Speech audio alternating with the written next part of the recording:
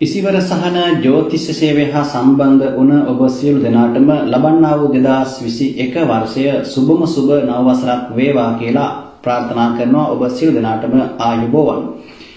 ඉසිවර සහන ජ්‍යොතිෂ සේවය වසර ගණනාවක් පුරාවටම ඔබට විවිධ වූ වැඩසටහන් ජ්‍යොතිෂමය වශයෙන් ඔබගේ ජීවිතවලට වැදගත් කියන බොහොම වටිනා කියන කාරණාවන් සම්බන්ධයෙන් දැනුවත් කරන්න යෙදුණා. ඉතින් අප සමග මේ වර්ෂ ගණනාවක් පුරා රැඳී සිටපු ඒ වගේම අපට අදහස් දක්වපු ඒ සියලු දෙනාටම බොහොම ස්තුතිවන්ත වෙනවා මේ අලුත් වර්ෂයක් ආරම්භ වෙන මේ මොහොතේ.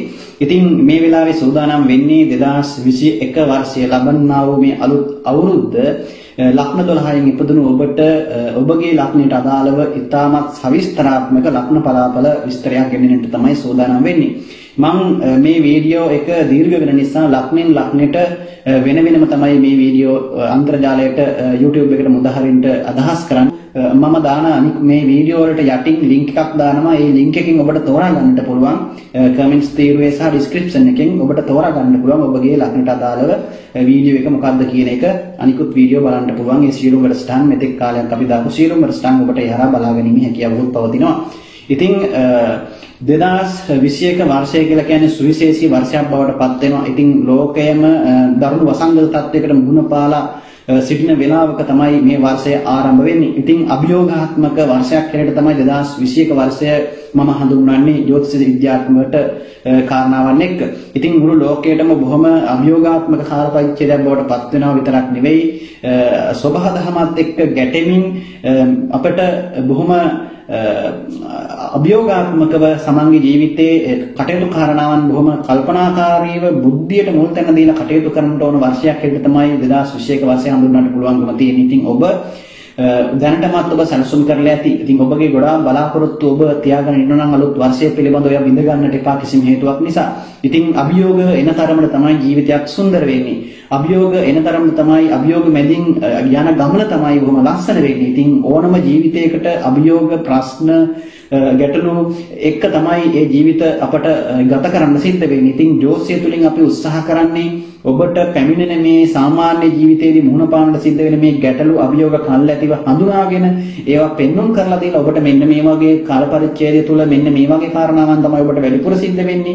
මේ වගේ හොඳ වෙන්න පුළුවන්, මේ වගේ නරක වෙන්න පුළුවන් කියන කාරණාවන් පිළිබඳව දැනුවත් කිරීම තුළ ඔබට යම් අදහසක් ගන්න පුළුවන්. ඔබ කරන්ට ඉන්න දේවල් කොහොමද සැලසුම් කරගන්නට ඕන කියන එක. එකෙන් අදහස් වෙන්නේ නෑ ඔබ මේ දේවල් නොකරන්න එපා කියන එක.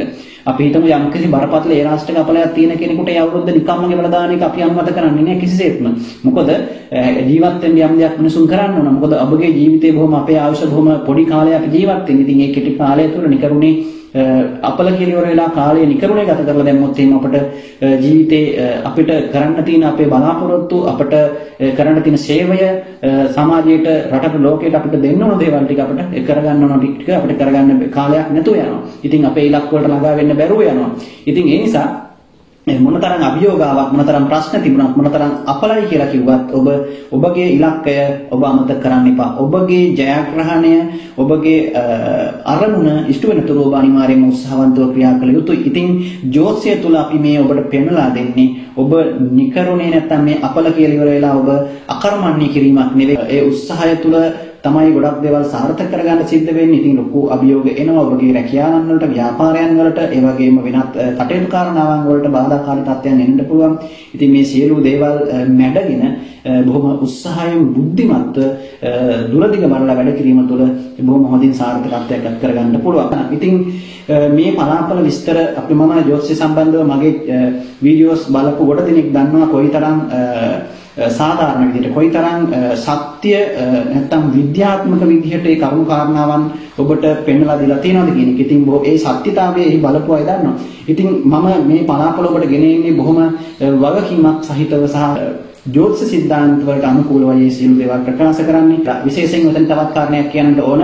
ඔබගේ යන මහදසා අන්තර්දසා විදසා තත්ත්වයන් අනුව තමයි ඔබගේ බලාපොළ වෙනස් වෙන්නේ. ඉතින් ඔබට ඔබගේ ලග්නයට අදාළව සුභ ග්‍රහයන් අසුභ ග්‍රහයන් යෝගකාරක ග්‍රහයන් බාධක ග්‍රහයන් කවුද කියලා මම කියනවා ඔබගේ ලග්නයට අදාළව.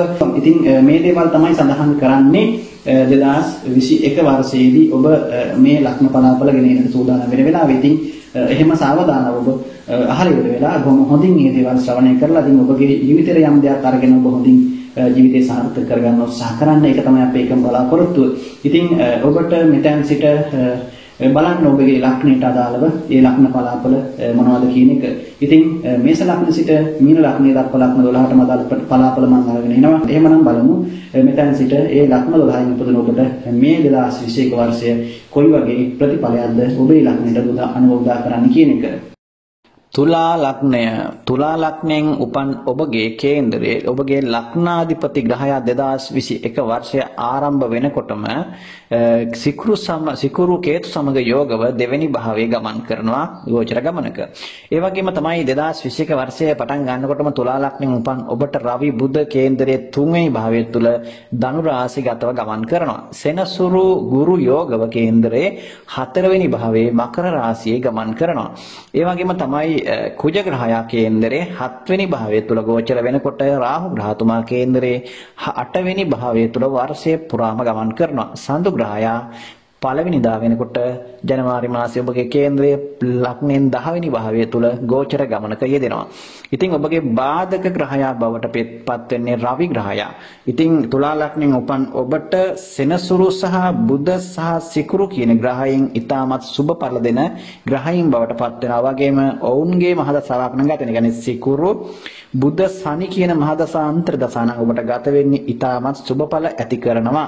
ඒ වගේම තමයි ඔබට ඊටමත් යෝගකාරක ඵල දෙන ග්‍රහයෙක් තමයි සෙනසුරු ග්‍රහයා. ඔබට ඔබගේ සියලු සුබ ඵල ඇති කරන ග්‍රහයා බවට පත් වෙනවා. ඒ වගේම තමයි ඔබට තරමක් ඔබගේ කුජ ග්‍රහයාගෙන් ඇති වෙන්නේ තරමක් දුර්වල අසුබ ඵල තමයි යම් ආකාරයෙන් ඇති කරන්නේ. තරමක් මධ්‍යස්ථ ඵලය නිසා ඔබට ලබා ගන්න පුළුවන් 2021 වර්ෂය තුළ. රවි ගුරු සඳු කියන්නේ තරමක් ඔබේ ලග්නයට අසුබ ග්‍රහයින්. නමුත් ගුරු සඳු කියන ග්‍රහයින් සුබ ග්‍රහයින් නිසා ඔබට බලවත් අපල ඇති කරන්නේ නැහැ. නමුත් ඔබගේ කේන්දරයේ රවි වාදක ග්‍රහයා වෙනවා. ඉතින් ඒ නිසා මේ රවි ගුරු සඳු කියන මහදසා අන්තර්දසා ගත කරන අයට යම් බාධා ගැටලු ඒවි. ඔබගේ උප්පත්ති කේන්දරෙත් ග්‍රහයින් ඊටමත් දුර්වල තත්ත්වයක නම් උප්පත්තිමුත් පිහිටලා තියෙන්නේ. ඉතින් එහෙම නැත්තම් ගැටලුවක් ඇති කරන්නේ නැහැ.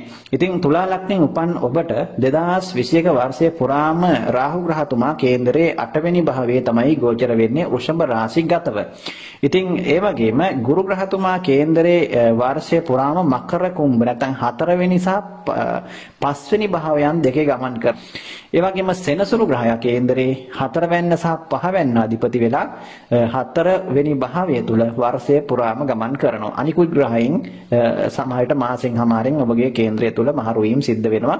නමුත් වර්ෂය පුරාම අර කියපු ග්‍රහයන් ඔබගේ කේන්ද්‍රයේ ස්ථානවල ගමන් කරනවා.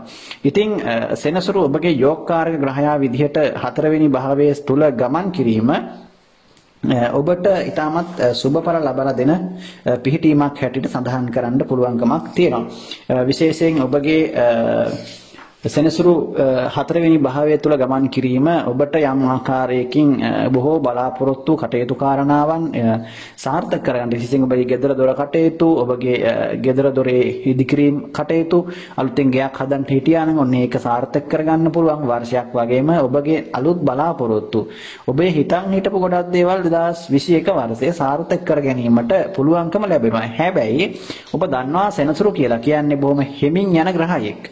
ඉතින් ඔබගේ ඒ නිසා මේ කියන කාරණාවන් බොහෝ විට සාර්ථක කරගන්න හදිස්සියට වෙන්නේ නැහැ කිසි දෙයක්. කොච්චර ඔබ කලබලයට ඒ නිසා තීන්දුව తీරන ගන්න එපා. ඔබ හිමීට තමයි හැම දෙයක්ම වෙන්නේ. අවශ්‍ය දේ අවශ්‍ය වෙලාවට සිදු වේවි. ඉතින් ඔබ උත්සාහවන්ත වෙන්න. ඔබගේ බලාපොරොත්තු නැති කරගන්නට එපා. ඉතින් ඔබ කලබලයකින් තොරව අවශ්‍ය සැලසුම් නිසි ආකාරව නිසි වේලාවට ක්‍රියාත්මක කරන්න. ඔබට ඒ තුල ඔබේ ඉලක්ක වලට අනිවාර්යෙන් ළඟා වෙන්න පුළුවන්කමක් තියෙනවා. ඉතින් ඔබගේ ගෙවල් දොරවල් ඉදිකිරීම කටයුතු විශේෂයෙන් ඔබ වාහනයක් ගන්න බලාපොරොත්තු වෙමින් ඉන්නවා නම් ඒ දේවල් බොහොමයක් කටයුතු සාරණම් සාර්ථක කරගන්න පුළුවන්කමක් ලැබෙනවා. හැබැයි ඔබට ඔබගේ ළඟම හිතවතුන්ගෙන් විශේෂයෙන් පවුලේ ඥාතීන් හිතවතුන්ගෙන් ඔබ ඒ අයට ඕන තරම් උදව් පදව් කරන්න අවස්ථාව ඔබට ලැබේවි. හැබැයි ඒ අයගෙන් ඔබ උදව් පදව් බලාපොරොත්තු වෙන්න එපා. ඔබට ඒ අයගෙන් ඔබ බලාපොරොත්තු වෙන විදිහේ දෙයක් ඔවුන්ගෙන් ඔබට මේ වර්ෂය තුල ලබා ගැනීමට මම හිතන්නේ පුළුවන්කමක් ලැබේවි කියලා. ඒ නිසා ඔබ කාගෙන්වත් උදව් බලාපොරොත්තු වෙන්න එපා මේ වර්ෂය තුල. තමන් හිසට තම අත මේ සෙවණැල්ල කියලා කියමනක් තියෙනවා. ඒක හිතට අරගෙන තමන්ගේ උත්සාහයෙන් තමන් නැගිටින්න උත්සාහ කරන්න. තමන්ගේ උත්සාහයෙන් තමන්ගේ දේවල් කරගන්න උත්සාහ කරන්න. ඉතින් එහෙම වුණොත් අර කාගේවත් දිහා බලන් හිටියොත් ඔබට මොකක්වත් කරගන්න වෙන්නේ නැහැ මේ වර්ෂය තුල. ඒ නිසා තමන්ගේ අතේ තමයි ඔන්න ඔබගේ සාර්ථකත්වය ඔය කරන කියන දේවල් වල ජයග්‍රහණය මේ වර්ෂය තුල රැඳී තිබෙන්නේ. ඒ නිසා තව කෙනෙක් දිහා බලන් ඉන්න එක මම අනුමත කරන්නේ නැහැ. ඔබ උත්සාහ කරන්න. ඔබට අනිවාර්යයෙන්ම සාර්ථක වෙන්න පුළුවන්. ඉතින් ගුරු ග්‍රහයා කේන්දරේ මේ 4 වෙනි භාවය තුළ වර්ෂය පුරාම ගමන් කරන 5 සහ 4 කියන ස්ථානයන් වල ඉතින් ඔබට යම් ආකාරයක විශේෂයෙන් සතුරු කරදර විශේෂයෙන් ඒ වගේ රෝගාබාධ අසනීප තත්ත්ව තියෙනවා නම් පරිස්සම් වෙන්නට ඕන. යම් ඒ වගේ විශේෂයෙන් උස්සන්න වෙන්නට නැත්නම් ඒ වගේ අසනීප තත්ත්වයන් කරදර බාධක විදිහට යෙදෙන්න පුළුවන් ඉඩකඩක් තියෙන නිසා කොහොම වුණත් ඔබගේ දරුවන් බලබීමක් සම්බන්ධව ඒ බලාපොරොත්තුයන් ඉන්නවා නම් ඒ දේවල් සාර්ථක කරගන්න පුළුවන්. ඒවට බාධාවක් ඇති කරන්නේ නැහැ 2021 වර්ෂය තුල.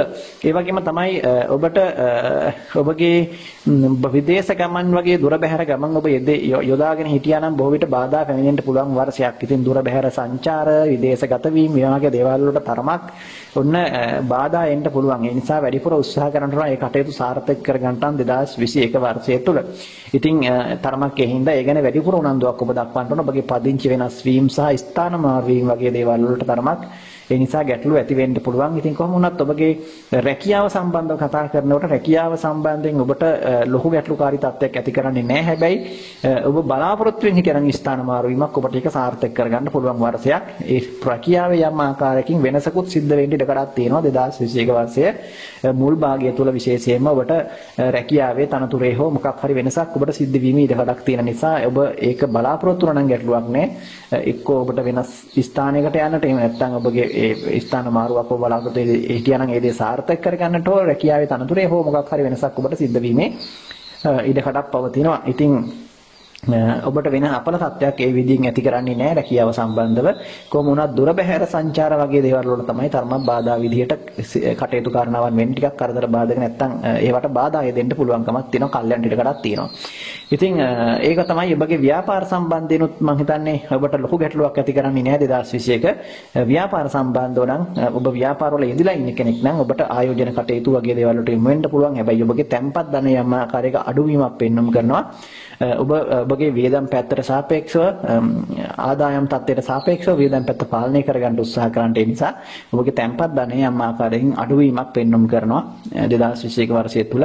ඒවට යම් වියදම් හදිසි වියදම් වගේ දේවල් යෙදීමේ ඉඩකඩක් තියෙන නිසා. ඉතින් ඔබගේ 11 වෙනිදාධිපති වෙන්නේ රවි ග්‍රහයා. ඉතින් රවි බාධක ග්‍රහය කියලා මම කිව්වා. ඉතින් ඒ නිසා ආදායමට අනුව වියදම පාලනය කර ගැනීම ඉතාමත් වැදගත් වෙනවා. විශේෂයෙන් ඔබගේ රවිගේ මහ දසාවක් අන්තර දසාවක් ගත කරන කෙනෙක් නම් ඒ ගැන ඉතාමත් සැලකිලිමත් වෙන එක හොඳයි. ඉතින් ඒ වගේම තමයි ඔබට ඔබගේ විවාහ අපේක්ෂාවන් 2021 වර්ෂයේ තුල සාර්ථක කරගන්න පුළුවන්. අනිවාර්යයෙන්ම ඔබ ඒ ගැන සැලකිලිමත් වෙන්නට ඕන. ඔබට ඔබගේ ඒ බලාපොරොත්තුව ඔබට සාර්ථක කර ගැනීමේ හැකියාවක් තියෙනවා.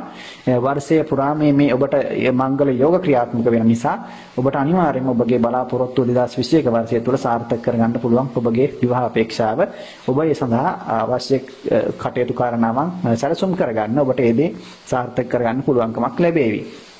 ඉතින් ඒ වගේම තමයි ඔබගේ මම සඳහන් කරා මේ වර්ෂය තුල ඔබගේ රැකියාව ව්‍යාපාර සම්බන්ධව ආදායම් තත්ත්වයේ සම්බන්ධව එතකොට ප්‍රේම සම්බන්ධතා සම්බන්ධව කතා කරනකොට ඔබගේ හස්වැන්නාධිපති වෙන්නේ සෙනසුරු ග්‍රහතුමා. ඉතින් මකර රාශිගතව 4 වෙනි භාවය තුල ගමන් කරනවා. ඉතින් වර්ෂයේ මුල් කාල සීමාව තරමක් ඒවට බාධාකත්වයන් එන්න පුළුවන්, ගැටලු ඇති වෙන්න පුළුවන්. ඉතින් ඒ නිසා අප්‍රේල් වලින් අප්‍රේල් දක්වා කාල සීමාව ඒ සම්බන්ධව ටිකක් සැලකිලිමත් වෙන එක හොඳයි. ටිකක් ප්‍රශ්න ගැටලු බාධා එන්න පුළුවන් නිසා. ඉතින් පසු කාල සීමාව යම් සාමාන්‍ය තත්ත්වයකටපත් වෙනවා. ඔබට මේ දේවල් निराකරණය කරගැනීමේ හැකියාවක් පවතිනවා. ඉතින් තරමක් මානසික වශයෙන් ඔබට පීඩාකාරී බවක් විටින් විට ඇති කරන්න පුළුවන් වර්ෂයේ පුරාම. හිතේ යම් යම් සිද්ධීන් සම්බන්ධව කලකිරීම සහගත දේවල්, තමන්ගේ හිතවතුන් ඥාතීන් අසල්වැසියන් සම්බන්ධව හිතේ කලකිරීම සහගත දේවල් ඇති කරන්න පුළුවන් ඉඩ කඩක් තියෙනවා.